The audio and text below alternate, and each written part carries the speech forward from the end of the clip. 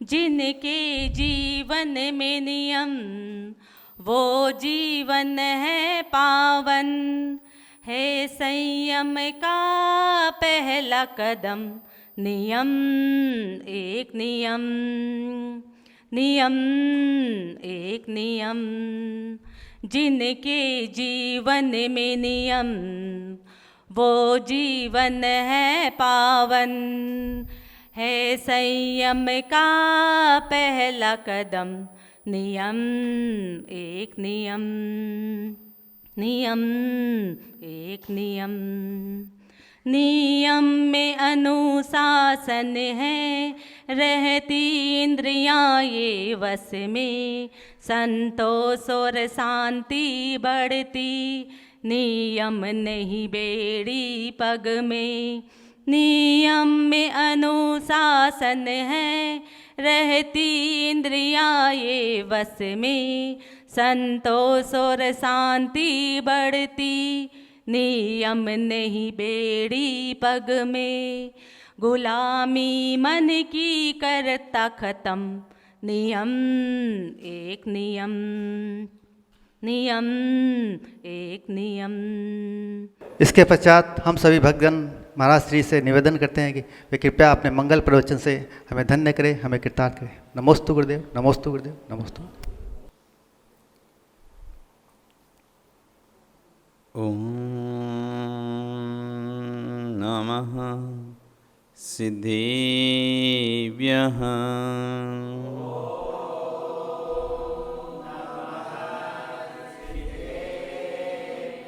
ओम नमः सिद्धेभ्यः।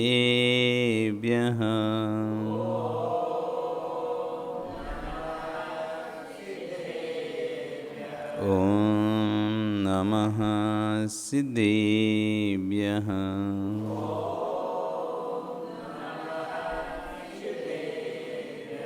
तिर्यणि खग्गिणाय रुतारिः मोह सिर सिरणि विहु, आयरी राउ पसियो परवादिन्यो भव्यजी लोए। नमो अरिहंताणं नमो सिद्धाणं नमो आयरियाणं नमो उपध्यायाणं नमो लोए सव्यसा। बोले अनंत अनंत से परमेष्टि भगवानी की, आदिरोम आदिनाथ भगवानी की, वर्तमान शासन एक महावीर भगवानी की, आचार्य श्री कुलबद्ध स्वामी महाराज जी की, आचार्य गुरु विश्व सागर जी महाराज जी की, अहिंसा में विश्व धर्म की।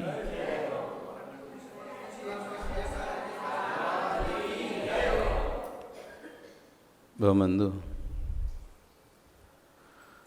वर्तमान शासन न्यायिक वर्धमान स्वामी के शासन में तीर्थंकर प्रभु की चरण निष्ठा में बैठकर हम सभी जिन देशना का श्रवण कर रहे हैं, आचार्य भगवान कुलभद्र स्वामी महाराज ग्रंथराज सार समुच्चय जी में आत्मदशा को समझाते हुए कह रहे हैं, यावत् स्वास्थ्यम शरीरस्य यावत् च इंद्रिय संपदा तावद्युक्तम तपा कर्तुम वार्धक्ये केवलम श्रम। कि जब तक शरीर स्वस्थ है तब तक धर्म कर लो, इंद्रियों की संपदा जब तक आपको प्राप्त है तब तक धर्म कर लो। मृतक आधी बूढ़ापना तो अर्धमृत के समान है, फिर तो मात्र श्रम मात्र रह जाएगा, मेहनत करना बस रह जाएगा, फल कुछ नहीं मिलेगा। बुढ़ापे में मेहनत ज़्यादा होती है और फल कम प्राप्त होता है, युवावस्था में मेहनत कम होती है, फल ज़्यादा प्राप्त होता है।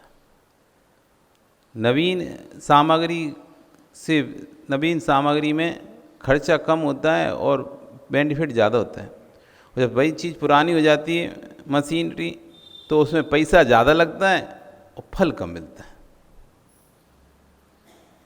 शरीर स्वस्थ है तो चित्त स्वस्थ है, और शरीर अस्वस्थ है तो चित्त भी अस्वस्थ है।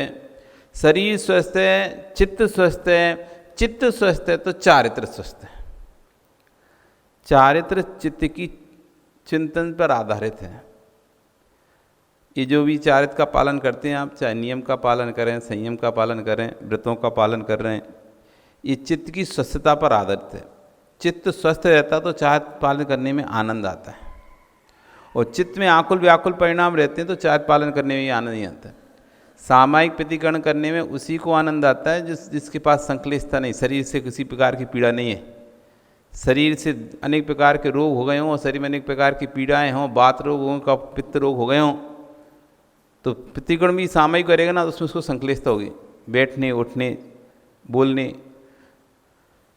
चित्त अस्वस्थ है, चित्त में अनेक प्रकार के संकल्प विकल्प हो रहे हैं तो फिर कोई भी काम करने मन लगता ही नहीं है, चाहे वो प्रतिदिन के रोजाना के कार्य हों, चाहे सामायिक के कार्य हों, चाहे स्वाध्याय के कार्य हों, उपवास व्रत आदि कार्य हों। तो चारित्र भी स्वस्थ नहीं रहता जिसका चित्त स्वस्थ नहीं, और जिसका चित्त स्वस्थ है उसका चारित्र स्वस्थ। और चित्त स्वस्थ होगा कब? जब शरीर स्वस्थ होगा। और जिसका चित्त स्वस्थ है, शरीर स्वस्थ है, चित्त स्वस्थ है, चारित्र स्वस्थ है, कह रहे हैं उसकी मुट्ठी में मोक्ष तत्व है, मोक्ष मार्ग उसकी मुट्ठी में। शरीर को स्वस्थ रखने के लिए, शरीर को शरीर के स्वस्थ रखने के लिए शरीर के स्वास्थ्य की आवश्यकता नहीं है, साधना को स्वस्थ रखने के लिए शरीर की स्वस्थता की आवश्यकता है। शरीर को स्वस्थ रखने के लिए शरीर के स्वस्थ रखने की बात नहीं कर रहे, साधना को स्वस्थ रखने के लिए शरीर को स्वस्थ रखने की बात कर रहे हैं। शरीर के लिए शरीर की रक्षा नहीं करो, शरीर की रक्षा के लिए शरीर की ध्यान नहीं दो, साधना की रक्षा के लिए शरीर का ध्यान दो। काम एक ही हो रहा है, लक्ष्य अलग अलग है। जैसे आप मंदिर आए, एक व्यक्ति आ रहा है मैं मंदिर जाऊंगा और रास्ते में सब्जी लेके आ जाऊंगा, और एक व्यक्ति जा रहा है मैं सब्जी लेने जा रहा हूं मंदिर करके आ जाऊंगा। काम दोनों ही हो रहा है ना।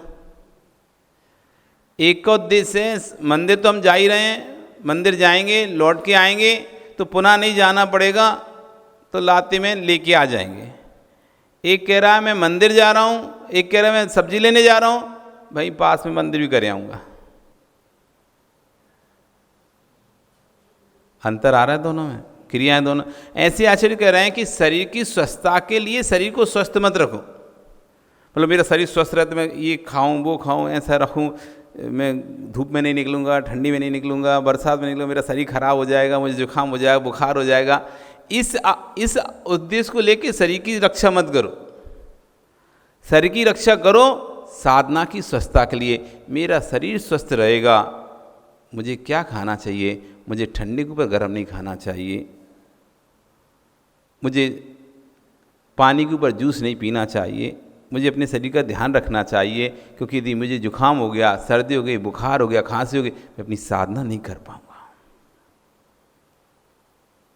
अंतर आ रहा है। एक कह रहा अरे यार ज़्यादा खटाई नहीं खा रहे, हाँ गला खराब हो जाए हमारा, फिर वो दिक्कत होगी हमको, मतलब या हमको फुंसी हो जाएंगे, हमारा रंग खराब हो जाएगा। ऐसे करके शरीर को ध्यान रख के भोजन की व्यवस्था देख रहा है, शरीर को ध्यान रख के रुकने की, रहने की, सब व्यवस्था, इसमें बस उसका उद्देश्य क्या है, मेरा शरीर खराब नहीं हो जाए। एक व्यक्ति उद्देश्य नहीं, आपको स्वाध्याय करना पड़ता है, प्रवचन करना है, इसलिए खटाई कम खाऊंगा,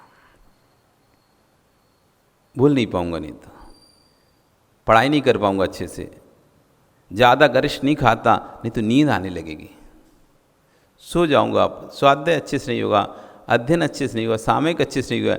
भोजन कर रहा है, शरीर का ध्यान रह रहा है, किस लिए कि साधना अच्छे से हो जाए। साधना के लिए शरीर का ध्यान रखना, शरीर के ध्यान रखने के लिए शरीर का ध्यान मत रखना। साधना भी करो तो साधन की सुरक्षा करते हुए साधना करो, क्योंकि साधना के लिए साधन की आवश्यकता होती है, बिना साधन के साधना होती नहीं है। तो शरीर खलु धर्म माध्यम, इस शरीर धर्म करने की साधन है, माध्यम है, इसलिए साधना के साधन को भी सुरक्षित रखना बहुत आवश्यकता है। यदि साधना का साधन सुरक्षित नहीं रहा तो साधना कहाँ से सुरक्षित रहेगी। जिससे साध्य की सिद्धि संभव हो सके, तपस्या करना भी विज्ञान है, भोजन करना भी विज्ञान है, और भोजन कराना भी विज्ञान है। खाना खाना भी विज्ञान है और खाना खिलाना भी विज्ञान है। जो माँ खाना खिलाना नहीं जानती वो बीमार कर देती है दूसरे को, ये भी खा लो, ये भी खा लो, ये भी खा लो। अरे कब खिलाना, कितना खिलाना, किसके ऊपर खिलाना। सामने वाले को नहीं पता कि जूस के ऊपर ही पानी पिया जाता है कि नहीं पिया जाता। उधर दूसरी पिला दिया, पानी पी लो, दूध पी लो, ये भी पी लो। तो आपको हार कराना नहीं आता तो आप सामने वाले को बीमार कर दोगे। स्वयं करना नहीं आता तो जो मिलता जाएगा खाते जाओगे। जो मिलता, जिसके श्रावक तो दे रहा है, उसका तो काम देने का है, तो वो दे रहा है और हम खाते जाएंगे तो उससे क्या होगा। ज़्यादा खा लिया, पानी नहीं पी पाए तो बीमार हो जाएंगे। वो तो कहता है नहीं और लो और लो, वो तो बंद ही नहीं करेगा। जब तक आप नहीं हाथ बंद करोगे वो तो देने बंद नहीं करेगा। और आप खाते गए, विवेक था नहीं कि इसके बाद पानी भी तो पीना है अपन को, सिर्फ खाना ही थोड़ना है, खाने के बाद पानी पीना है। और पानी भी थोड़े के लिए पीना है, उतना स्थान बचा के रखना है कि जब खाना फूलेगा तो उसको फूलने के लिए जगह भी तो होना चाहिए। आपने पूरा गले तक लगा के खा लिया, गले तक लगा कर पी लिया। अब बाद में जब ये रोटी फूल रही हैं, अब दर्द हो रहा है, यहाँ दर्द हो रहा है, सूख रहा है गला। अब क्या हो रहा है, ये आपको विवेक खाने का नहीं था, कितना खाना है।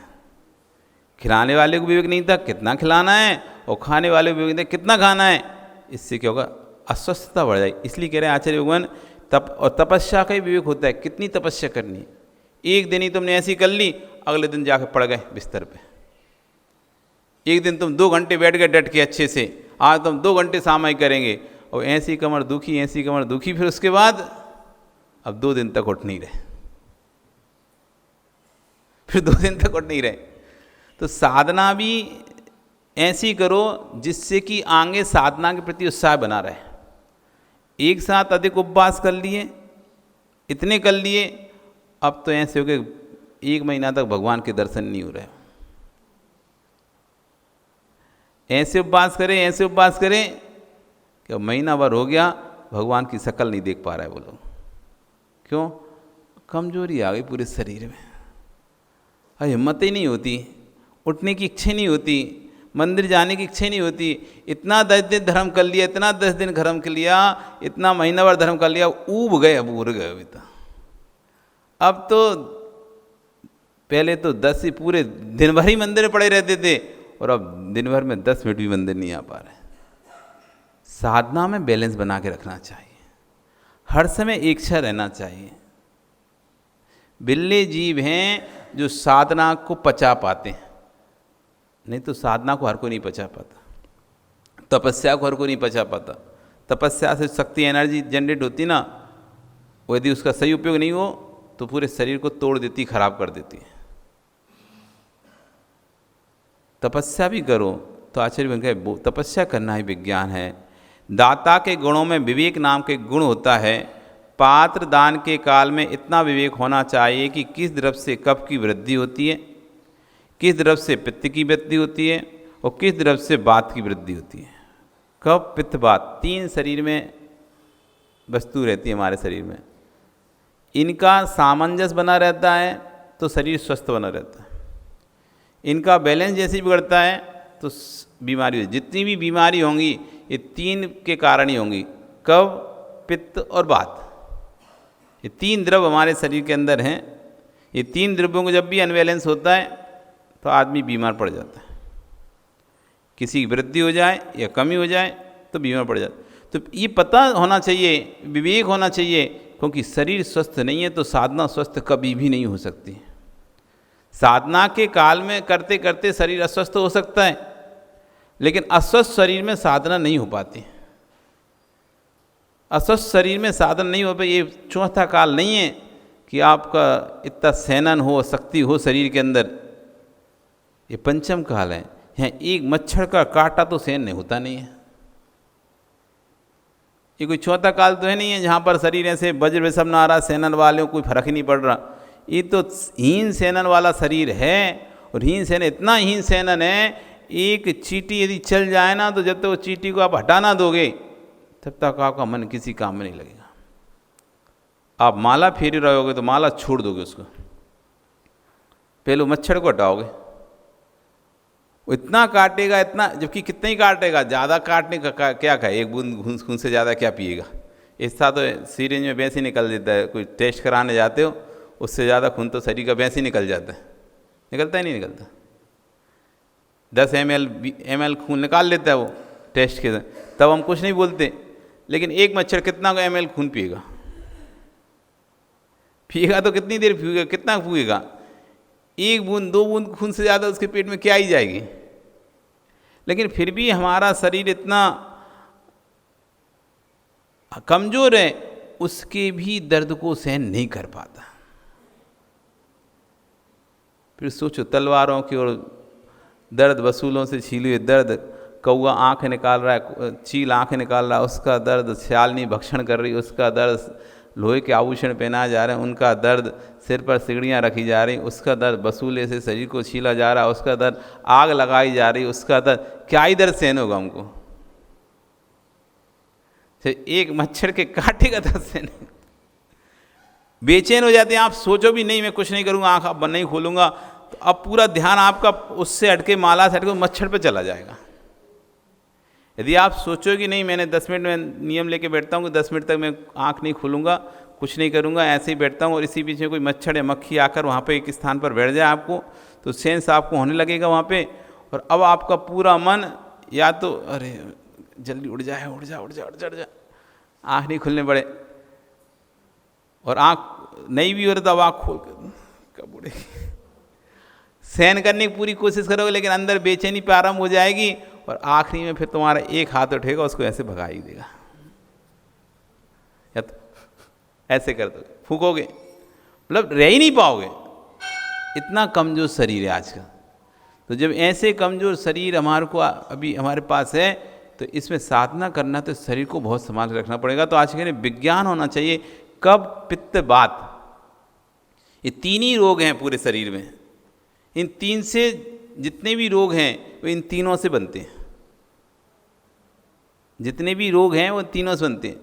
जैसे जितनी भी मिठाई है किससे बनती है, वो गन्ने से। मीठा, जितना भी मीठा किससे बनेगा, कोई भी मीठा बताओ, कोई सा ही मीठा आप बनाओगे किससे बनेगा, हैं, चीनी से बनेगा ना। चीनी किससे आएगी, गन्ना से बनेगा। जितना भी मिठा है गन्ने से, जितना भी पकवान है अनाज से, जितना भी कपड़ा है कपास से, है कि नहीं। एक बार क्या हुआ, एक दामाद जी अपने ससुराल गए, तो ससुराल जब दामाद जी गए पत्नी को लेने के लिए, तो वहाँ पर जो उनका सम्मान हुआ, स्वागत हुआ, तो स्वागत में सास थोड़ी सी धर्मात्मा थी, द्रव्य दृष्टि वाली थी, तो उसने क्या किया, एक थाल में रुई रख दी, कपास, कपड़ा है ना, तो कपास रख दिया और दे दिया उनको। तो कपास से मैं क्या करूं, अरे बेटा जितने कपड़े बनते हैं कपास से बनते हैं, टीका किया ना, कपड़े दिए तो कपड़े जो कपास दे दिया। वो बेचारा क्या बोले, वहाँ से आ गया। अब जब सावन का समय आया तो भाई लेने आया बहन को, जब वो जा रहा था तो उसके साथ उन्होंने कह रहे हैं गन्ना रख दिया। तो पूछा ये माँ, जब वहाँ पहुँचा तो ये माँ गन्ना दिए, तो पूछा गन्ना क्यों, जितनी मिठाई बनती है ना इसी से बनती है, हटा तो गन्ना खाओ। तो ऐसे ही कह रहे हैं यहाँ पे कि जितने भी रोग हैं, जितने भी जगत के जितने भी प्रकार के रोग होते हैं, चाहे कैंसर हो, टीबी हो, कितना भी प्रकार का रोग जितना भी तुम सोचते हो ना, हार्ट अटैक हो, ब्लॉकेज हो, सब कुछ हो, इन सब में जब तीनों का असमंजस होता है, सामंजस्य खराब होता है, तो शरीर के जो इंसुलेंस होते हैं या शरीर की बॉडी में जो भी चीज़ें बनती हैं वो सब बिगड़ जाती हैं, और जिनका बिगड़ना हुआ और शरीर की मशीन खराब होना हुआ। सारा संबंध इस नाभि से है, पूरा शरीर का कनेक्शन इस नाभि से, ये सेंटर पॉइंट है, मध्य पॉइंट, केंद्र बिंदु। ये पेट खराब, सब खराब। आँख, नाक, मुंह, कान, दिमाग सब खराब हो जाएगा जब पेट खराब होता है तो। कब वित्त बात, तो ये ज्ञान होना चाहिए, क्योंकि शरीर को स्वस्थ रखेंगे, साधना स्वस्थ रहेगी, तो शरीर स्वस्थ तब रहेगा जब हमको ये पता होना चाहिए दाता को कि विवेक कौन से द्रव्य से कब बढ़ता है, कौन सा द्रव्य कफ कारक है, कौन सा द्रव्य पित्त कारक है, कौन सा द्रव्य बात को बढ़ाने वाला है, किस समय कौन सा मौसम में कौन सा द्रव्य खाया जाता है, कौन से मौसम में क्या नहीं खाया जाता, किसके ऊपर क्या खाया जाता है, किसके ऊपर क्या नहीं खाया जाता, ये सारे, कितना खाया जाता है, कितना नहीं खाया जाता, इस सब ज्ञान। जो वस्तु औषधि रूप में खाई जाती है उसे भोजन रूप में मत खाना कभी। मुनक्का, भूख नहीं लगे 4 मुनक्का सेंक के खिलाओ, भूख लग जाएगी। अब तुम यदि मुनक्का को तुम खाना जैसा खाने लगे, मुट्ठा भर भर के खाने लगे, रोज खाने लगे, और उसकी औषधि धर्म खत्म हो जाएगा। तो ये ज्ञान होना चाहिए कि जो वस्तु औषध रूप में चलती है उसे औषध रूप में ही खाएं। ऐसा ना ही कि अच्छी लग रही तो खूब खूब खा जाओ, अच्छा लग रहा है तो खूब खा जाओ, फिर उसको औषध धर्म आपके लिए खत्म हो जाएगा। जो गुण कर रही थी वो थोड़ी वस्तु ही गुण कर रही थी, ज़्यादा खा लिया ना अब गुण नहीं करेगी, नुकसान करेगी। जैसे दवाई, एक टैबलेट उसने कहा कि 1 टैबलेट खाना आप ठीक हो जाओगे, आपने खाई ठीक हो गए। अब आपको कभी सिर दर्द हुआ, आपको एक क्या 3-4 खा ले रहे एक साथ, हमेशा की खत्म ही हो जाएगा। एक रोज़ खाते हैं, एक रोज़ खाते सर 3-4 इकट्ठी खा ले रहे हैं, तो 2-3 इकट्ठी खा लिए तो रोग खत्म नहीं होगा, दूसरा रोग और तैयार हो जाएगा, रोग बढ़ जाएगा। वही तो गोली रोग खत्म कर रही थी, लेकिन उसी रोगी ने उसी गोली ने दूसरा रोग तैयार कर दिया। क्यों? मात्रा का बोध नहीं था, ज्ञान नहीं था, लोभ में आकर सारा खा लिए। ऐसे यहाँ पर करेंगे, दाता को इतना ज्ञानी होना चाहिए कि जिस द्रव्य के माध्यम से तीनों द्रव्यों का समभाव हो, ऐसा द्रव्य साधु को दें। क्योंकि यहाँ पर चर्चा चल रही है कि शरीर स्वस्थ रहेगा तो साधना स्वस्थ होगी। हम पात्र को दान दे रहे हैं, उस पात्र का शरीर स्वस्थ रहेगा तो उसकी साधना स्वस्थ रहेगी। वो अस्वस्थ हो गया तो उसकी साधना भी स्वतः ही अस्वस्थ हो जाए। जो बैठ के सामयिक करता था वो सो के सामयिक करेगा। फिर जिस द्रव्य के माध्यम से यदि वैषम्य होता है और तो विषमता में रोग की वृद्धि होगी, और रोग की वृद्धि में सामयिक करने बैठे और मुख से कफ आ गया तो बाहर निकालने जाना पड़ेगा, उतना समय सामयिक का भंग होगा कि नहीं होगा। हे दाता, तेरे विवेक की कमी के कारण पात्र अस्वस्थ हो गया। आपने आहार भी दिया, अंतराय भी दिया। आहार दिया तो पेट भर कर दिया, लेकिन साधना में अंतराय जरूर करवा दिया। आपने ऐसा आहार कराया, जबरदस्ती आहार कराया, तो आहार तो करा दिया, लेकिन उनकी अब साधना में अंतराय होगा, इतना करा दिया अब वो उठ ही नहीं पा रहे। जैसे दाता के अंदर विवेक नाम का गुण, विज्ञान नाम का गुण है, ऐसी साधक को भी स्वयं विवेक नाम का गुण होना चाहिए। और साधक के अंदर कितना खाना है, सामने वाला तो खिलाएगा, लेकिन आपको अपना ध्यान रखना है कि हमें कितना खाना है। घृत खाने से बुद्धि बढ़ती है, शरीर में तेज आता है, ऐसा तुझे ज्ञात हो चुका था। किसी से सुन ली बात कि घी खाने से बुद्धि बढ़ती है, चेहरे पर चमक आती है। किसी घर में भोजन करने पहुंचा, उस घर में घृत की अधिकता थी और तूने विचार कर लिया कि आज मौका अच्छा है, वहाँ घी देख लिया, आज मौका अच्छा है और आज चीज़ बढ़ा लेगा, आज ही तो आज मौका अच्छा है, तो कह रहे हैं आज ही तेज बढ़ा लेगा, आज ही बुद्धि बढ़ा लेगा क्या? हे ज्ञानी, औषधि का सेवन पथ्य से होता है और घृत एक औषधि है। नेत्रों की ज्योति मंद हो रही हो तो पैर के तलरों में घृत की मालिश करो, पर कौन से घृत की मालिश ये पता होना चाहिए। इतना मत सुन लेना कि आँख जलन कर रही हो तो दूध का फुआ लगा लो तो आँख ठीक हो जाती है। साथ में ये भी पता करना कि दूध का फुआ कौन सा, अकौए में से ही दूध निकलता है, आखड़े के पेड़ में से ही दूध निकलता है सफ़ेद सफ़ेद। गाय का भी दूध होता है, भैंस का भी दूध होता है, बकरी का भी दूध होता है, लेकिन किस दूध से कब क्या होता है ये ज्ञान होना चाहिए। जब आँख में जलन हो तो गाय के दूध का फुआ लगाना पड़ता है। जब शरीर में ताप हो रहा हो, लू लग जाती है, राजस्थान के एरिया में, इधर मध्य भारत में लू बहुत लगती है गर्मी में, जब लू लगती है तो पूरे शरीर पे बकरी का दूध लगाना पड़ता, लू उतर जाती है। तो कौन सा दूध कहाँ कब चाहिए वो उसका बोध होना चाहिए।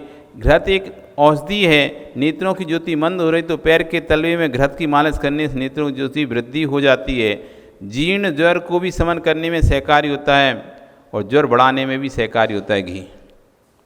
ज्वर वाले को घृत का पान नहीं करना पड़ता। पूज्यपाद स्वामी बहुत बड़े आयुर्वेदाचार्य थे, उन्होंने स्पष्ट लिखा, यहाँ पर कुछ लोग पैसा इकट्ठा करके सुखी होना चाहते हैं, पर ध्यान रखना पैसा अर्जित करने से सुखी हुआ करते होते तो जगत में पैसे वाले चेहरे कभी उदास नहीं होते और कभी बीमार नहीं होते। पैसा इकट्ठा करने वाले से पैसा से सुखी होते लोग पैसा इकट्ठा करके सुखी होना चाहते हैं, धन एकत्रित करके सुखी होना चाहते हैं। तो आचार्यगण कह रहे हैं धन एकत्रित करके सुखी होते तो जगत में पैसे वाले कभी दुखी नहीं दिखाई देते, वे सबसे ज़्यादा दुखी दिखाई देते हैं, क्योंकि उनके पास ज़्यादा दुख दिखाई देंगे आपको। देख ऊपर से भले आपको लगता है, ये ऊपर से ऐसे लगता है कि तो बहुत पैसे वाले हैं, इनके पास खूब गाड़ी घोड़ा है, सब कुछ है, लेकिन उनको पता है कि क्या है उनके पास, सिर्फ उसका ऊपर का शो है, बाकी अंदर की स्थिति पूरे कर्जे में डूबे रहते हैं।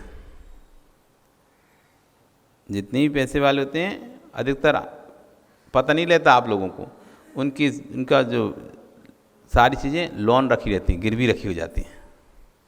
पैसा खूब उठाते हैं तो पैसा उठाएंगे तो ज़मीन भी के कागज़ भी बैंक में रखी हैं, मॉर्गेज रखी हैं, बड़ी बड़ी फैक्ट्री भी लोन से चल रही हैं, सब काम लोन। जितने भी बड़े बड़े फैक्ट्री से उनके शेयर जा रहे हैं तो जिनके जो मालिक है उनका थोड़ी ना वो फैक्ट्री है, वो तो जिन्होंने शेयर खरीदे उनकी वो उसके मालिक हैं।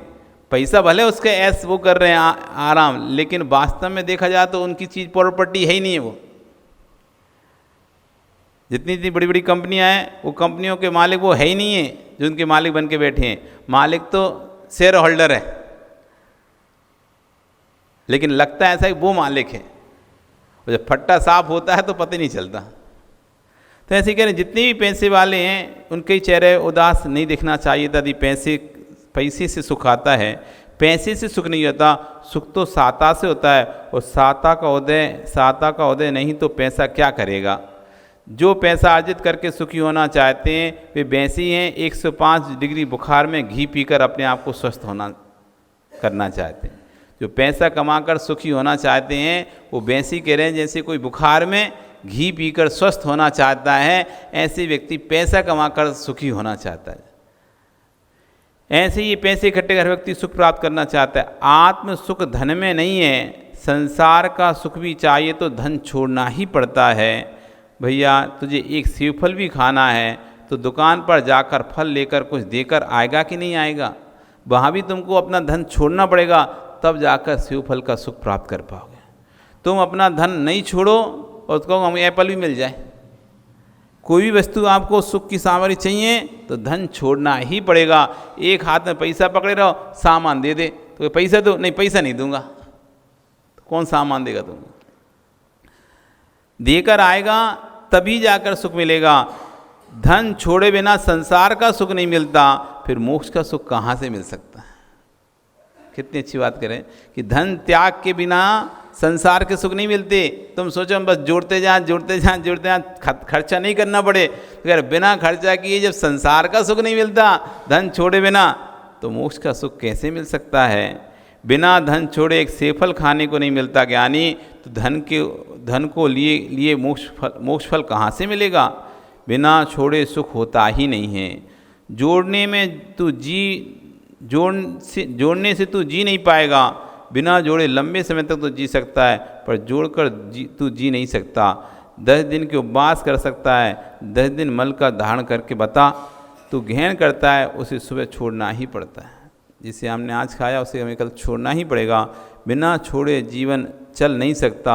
अहो पहले पेट भरने के लिए धन नष्ट किया, अब पेट खाली करने के लिए धन नष्ट कर रहा, कैसा जीवे। जो पुरुष द्रव्य से सुख चाहता है वह पुरुष ज्वर वाले पुरुष को घी पिलाकर स्वस्थ करना चाहता है। इसलिए आज कहें भोजन औषधि है, भोजन विज्ञान है। कितना द्रव्य कब लेना है, किस समय लेना है, ये सीमा होना चाहिए, तो वही द्रव्य औषधि का काम करेगा। पर आपको यदि ज्ञात होना चाहिए कि तिल में तेल निकलता है, लेकिन जब भी तिल में तेल निकलेगा पानी से गीले किए बिना तिल में तेल निकालोगे तो कोलू में तिपक जाएगा लेकिन निकलेगा नहीं। बहुत सारी चीज़ों की प्रक्रिया जब तक मालूम नहीं होती तो चीज़ खराब हो जाती लेकिन निकलती नहीं। कब कौन सी चीज़ से क्या तेल निकल रहा है, आजकल तेल निकालने की मशीन आती है। आपने को बस इतना ही सुना है कि इसमें मूंगफली डाल दो तेल निकल जाएगा, मूंगफली तेल निकल जाएगा, कुछ नहीं करना पड़ता। क्या है, प्रचार आएगा, इसमें मूंगफली डालो और तेल पाओ। संग में एक बार मूंगफली की मशीन आई, मूंगफली तेल निकालने की, तो भैया इतना वो बोल के चला गया, कुछ नहीं करना, मूंगफली लेना है और इसमें डालना है और नीचे से तेल प्राप्त करना है। अब मूंगफली डाली लेकिन तेल ही नहीं निकला, तेल नहीं निकला। पूछा भाई तेल तो निकल नहीं रहे इसमें से, तो उसने पूछा मूंगफली को सुखाए कि नहीं सुखाए, पहले ये बताओ। कि वो तो बाजार से सूखी नहीं, कितनी भी सूखी आएगी तब भी उसके अंदर आर्द्रता रहती है, नमी रहती है। ये तेल तभी निकलेगा जब मूंगफली एकदम कड़क हो जाएगी। अब प्रक्रिया पता नहीं, बस मूंगफली डाल दी, मूंगफली डाल दी तो तेल तो नहीं निकला, खली निकली। क्या निकला? खली निकली। फिर समझ में आया कि इसको सुखाना पड़ता है, सुखा के कड़क करना तब डालते हैं। अब ये सीख लिया कि सुखा के कड़क करना पड़ता है तब डालते हैं, तो दूसरी बार से सुखा के डाला तब भी खली निकली। अब क्या हो गया भैया, ठंडी में बरसात के मौसम में नहीं निकलेगा, कितना भी कड़क मौसम कर लो वो अपने आप आदतता आ ही जाती है मूंगफली में। इसलिए जब सूरज निकल रहा हो, मौसम खुला हो, ऐसे समय में डालोगे तो निकलेगा। प्रक्रिया है, मतलब बस सुनने से काम नहीं होता, सुनने के बाद उसके आगे पीछे की चीज़ और हमको पता होना चाहिए कब किस चीज़ से निकलेगा। तो इसके तेल निकालना है तो तेल निकालने के लिए समझना पड़ेगा कि कैसे तेल निकलता है। सिर्फ मात्र मूंगफली डाल के मशीन में तेल नहीं निकाल सकते। घी निकालने की प्रक्रिया होती है। एक व्यक्ति वही मलाई से 50 ग्राम निकाल लेता और एक व्यक्ति वही मलाई से 5 ग्राम नहीं निकाल पाता। घी पूरा जला लेता है, खराब कर लेता है। प्रक्रिया का बोध होने से उसी वस्तु में से दूसरा अधिक सामग्री निकाल रहा है और एक व्यक्ति कम सामग्री निकाल रहा है। कोलू के पास तिल ले जाते हो तो अब कोलू में क्या करना पड़ता है, कोलू में व्यवस्था उल्टी है, उसमें पहले पानी डालना पड़ता है, गीला करना, तब जाके तेल निकलता है। वहाँ सूखा डाल दिया तो कुछ नहीं निकलेगा। तो तेल निकालने से पहले उसे गीला करना पड़ता है। तो कोलू में तेल निकाल रहे हैं तो उसके पहले उसे पानी से गीला करते हैं। बिना पानी के तिल से तेल निकल पाता नहीं है। ऐसे ज्ञानी भोजन का रस भी तब बनता है जब उसमें तेज प्रसन्नता का नीर मिला हो। अब यहाँ आचार्य कह रहे हैं कि आप भोजन कर रहे हो पर शरीर को लग नहीं रहा, भोजन कर रहे शरीर आपका वृद्धि को प्राप्त नहीं रहा, लग ही नहीं रहा कि आप खाना खाते हो, ऐसा लगे बिल्कुल रखे हो कि कुपोषण के शिकार दिखाई दे रहे हैं। भोजन भी पूरा कर रहे हैं भरपूर, तब भी शरीर को लग नहीं रहा। तो कह रहे हैं कहाँ क्या कमी हो रही है, इस भोजन में प्रसन्नता का नीर नहीं है। कर रहे हो, उदासता के साथ भोजन कर रहे हो, जल्दी जल्दी भोजन कर रहे हो, हड़बड़ी में भोजन कर रहे हो, भोजन के प्रति कोई आनंद ही नहीं है आपको। जब भोजन के प्रति कोई आनंद है नहीं है तो कोई रस शरीर में बनेगा ही नहीं। भोजन यदि पुरुष चित्त प्रसन्न नहीं है तो भोजन अमृत बनने वाला था वह भोजन विष रूपवत हो जाएगा। एक वक्ता एक वाहन चालक, इन दोनों में नशे में नहीं होना चाहिए। एक वक्ता को नशे में नहीं होना चाहिए, वाहन चालक को नशे में नहीं होना चाहिए। बस चला रहा है तो तू अकेला है पर तेरे पीछे कितने हैं, तू विवेकहीन होकर चलाएगा तो कितने लोगों का जीवन चला जाएगा। जैसे चालक की विवेकहीनता से अनेक जीवों को प्राण चले जाते हैं, ये निश्चित समझना चाहिए। ऐसी वक्ता की विवेकहीनता से अनेक लोगों के श्रद्धा गुण के प्राण चले जाते हैं। इसलिए दोनों को स्वस्थ होना चाहिए और इन दोनों स्वस्थ तभी होंगे जब भोजन इनका स्वस्थ होगा। इसलिए वक्ता को मद्यपायी नहीं होना चाहिए। आप यूँ कहें महाराज श्री जिरवाणी की गद्दी पर बैठने वाला मद्यपायी कैसे? ज्ञानी आपको आगम का बोध है, आगम का ज्ञान है। मद्य एक प्रकार का नहीं होता। शराब को के लिए मद्य नहीं बोलते, ज्ञान का मद, कुल का मद, मद यानी अहम, मद यानी चढ़ जाना कोई चीज़। तो ज्ञान चढ़ गया, ज्ञान का मद चढ़ गया। मद पाई को जैसे हो जाता ना, ऐसी ज्ञान का मद हो गया, रूप का मल, कुल का मद, जाति का मद। मद अनंत प्रकार के हैं, मदरा एक प्रकार नहीं, अनंत प्रकार की मदरा है। बोतल की मदरा तो दुनिया जानती है, बोतल का नशा तो सबको पता है, लेकिन काम, क्रोध, लोभ, मान, माया, चार कसायों का नशा, कुल का नशा, जाति का नशा, बुद्धि का नशा, ज्ञान का नशा। जो काम, क्रोध, मान और मायाचारी परिग्रह आदि से संयुक्त हैं, ये मदिरा के नज़दीक हैं। तूने बोतल की मदिरा तो नहीं पी, लेकिन क्रोध की मदिरा पीकर बैठा हुआ है, यानी क्रोध से भरा हुआ बैठा है, लोभ से भरा हुआ बैठा है, मान से भरा हुआ है। तो माया से, जैसे मदिरा पीने वाला व्यक्ति तत्व को सही तरीके से नहीं जान पाता, ऐसी क्रोध, मान, माया, लोभ, इन चार का किसी कसाय से भरा व्यक्ति भी तत्व को अच्छी तरह से नहीं समझ पाता। उस समय तू भाषण करेगा, वक्तव्य देगा, तो जो यद्वा तद्वा बोलेगा। ज्ञानी जैसे बंदर का लाल चेहरा है, चंचली एवं चंचली, ऐसे ही क्रोधी का चेहरा लाल और चंचल भूत होता है। कसाय आ रही है, उस समय उपदेश का समय क्यों ना ही हो जाए, ये कह देना भैया आज प्रवचन नहीं करूँगा। तो लोग पूछेंगे क्यों, तो बोल देना मेरा स्वास्थ्य ठीक नहीं है। तो आप यूँ कहेंगे महाराज जी आपने मुझसे झूठ बोलना सिखा रहे हो। नहीं, मैं परम सत्य सिखा रहा हूँ। आप बोल देना स्वास्थ्य ठीक नहीं है। कौन सा? तन का स्वास्थ्य नहीं, मन का स्वास्थ्य ठीक नहीं है। मन स्वस्थ नहीं है। मन स्वस्थ हुए बिना प्रवचन करने जाएगा तो नियम से सिद्धांत के विरुद्ध कथन करेगा। वक्ता धवला जी में स्पष्ट निषेध है, जब तुम्हारे मन में तीव्र हर्ष हो, तीव्र विषाद हो, तीव्र ज़्यादा खुशी हो रही हो या ज़्यादा दुख हो रहा हो, गरिष्ठ भोजन करके आए हों, ज़्यादा गरिष्ठ भोजन पकवान खाए हों, पूड़ी पराठे लड्डू पेड़ा आदि बाटी, अशुद्ध भोजन किया हो, यहाँ तक कि रात्रि में खोटा स्वप्न में यदि देखा हो, उस दिन आपको सिद्धांत ग्रंथों को नहीं पढ़ना चाहिए। क्यों? जैसे मध्यपायी विवेक कुछ का कुछ समझ लेता है, ऐसे ही कसाय भाव से प्राणी तत्व की कुछ रूचना करेगा। लोग तुमसे जिनवाणी सुनने आए हैं और आप अपनी कसा उन पर निकाल दोगे, जिससे जिन शासन की महान क्षति होगी। ये आवाज़ नगर के चौराहे चौराहे पर जा रही हैं और आपने उस भाषा का प्रयोग यहाँ किया। कुछ लोग यहाँ नहीं आ पा रहे हैं, वे भी अपने कान पवित्र कर रहे हैं। यदि वे आपकी कसा सुनेंगे तो क्या कहेंगे? इसलिए सारी चीज़ें डिपेंड हैं आपके भोजन पर। इसलिए बार बार कह रहे हैं, शरीर स्वस्थ है तो साधना स्वस्थ है। क्योंकि जिस जिनवाणी के माध्यम से हजारों लोगों की श्रद्धाएँ जुड़ती हैं धर्म के प्रति, उसी जिन शब्दों से आपके जिन शब्दों से हजारों लोगों की श्रद्धाएँ धर्म के प्रति जुड़ रही हैं, उन्हीं शब्दों के माध्यम से हजारों लोगों की श्रद्धाएँ धर्म से टूट भी सकती हैं। जिनवाणी सुनने लिए आया, कसाय सुनेंगे तो क्या कहेंगे कि मैं तो जिनवाणी सुनने के लिए आया था और जिससे मेरे अशुभ परिणाम पवित्र हो, लेकिन यहाँ सभा में आकर तो कसाय दिखाई दे रही। परिणाम पवित्र तो छोड़ो, परिणाम और संकलित हो गए।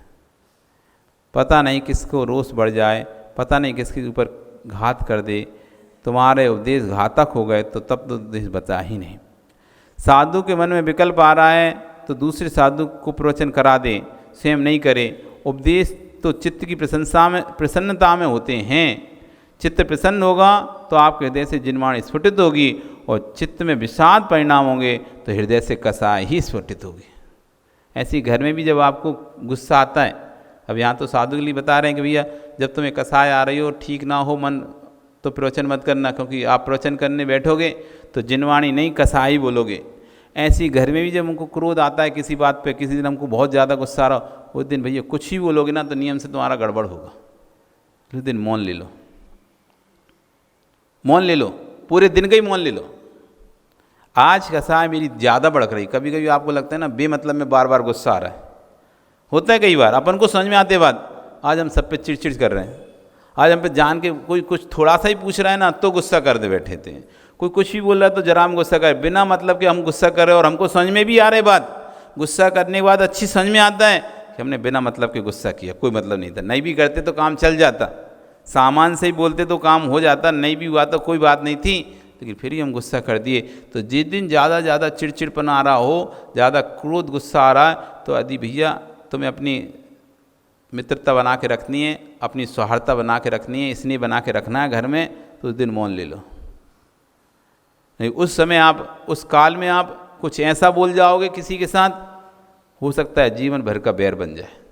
हो सकता है कि जो मीठे संबंध थे, मधुर संबंध थे, वो कटुता में बदल जाएं, जो स्नेह था वो क्रोध में बदल जाए। इसलिए ऐसे समय में आचार्य कह रहे हैं, जब कसाय तीर भड़क रही हों, उस कसाय को शांत करने का आप लोग बहुत बार पूछते हो, महाराज जी बहुत गुस्सा आता है, कैसे कंट्रोल करें, कैसे कंट्रोल करें गुस्से को।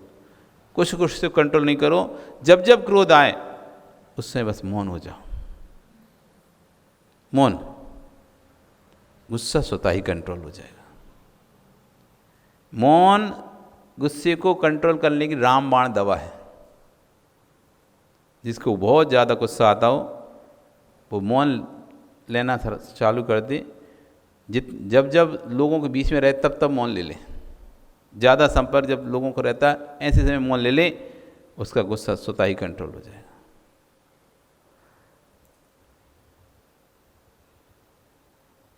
आप मार्ग से चलकर आए हो तो शांति होगी आपके शरीर में, थके होगे, कुछ समय के लिए विश्रांति ले लीजिए। अभी चलकर आया है, थोड़ा बैठा भी नहीं सका, अतः थोड़ा बैठ जाओ। अहो कितना अंतर आ गया। मतलब कहते हैं जैसे कोई व्यक्ति थका रहता है, कहीं से बाहर से आता है तो थोड़ा शांति बैठ जाता है, तो शांति मिल जाती है उसे,